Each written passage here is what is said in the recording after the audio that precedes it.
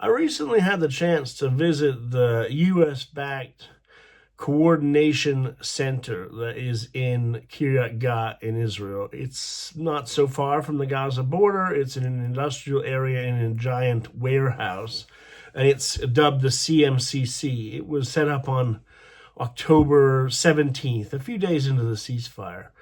And they brought in, U.S. Central Command brought in about 200 soldiers to stand this up. And they did it in a short period of time, just amazing work. And it was good to finally go down there and get to see it around, I think, November 20th. So you go into this giant hall, this just huge kind of factory floor or warehouse floor, and it's about the size of maybe half a football field or something like that.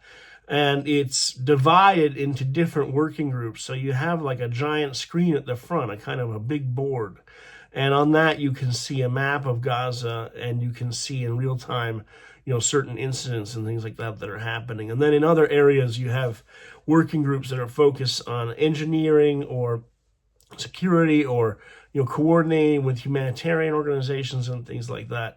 The U.S. Central Command says there's around nearly 50 countries and organizations involved, of which I think there's more than 21 or so countries, and then I guess there are also a whole bunch of these organizations. And the way that the CMCC works is the U.S. troops that are there and the civilians, U.S. civilian personnel, they're there to coordinate. They have said, of course, they're not going to be American boots on the ground in Gaza. Their goal is to get humanitarian aid in, to stabilize Gaza, and then at some point, there's supposed to be a stabilization force as well in Gaza.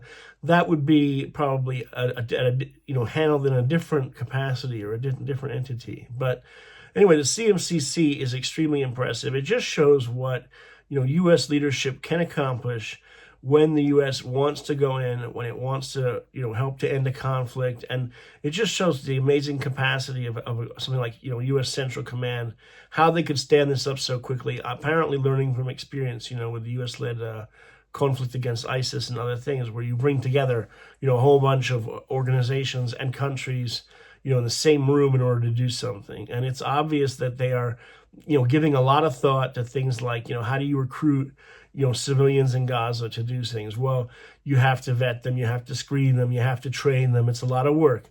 So there's all sorts of things going on, and it's definitely impressive. I guess the question is then what comes next, whether or not this will build and grow, and whether or not the ceasefire will continue. I think obviously the United States wants it to. It's unclear sometimes, some of those groups that are like Hamas or whatever, that they actually want it to.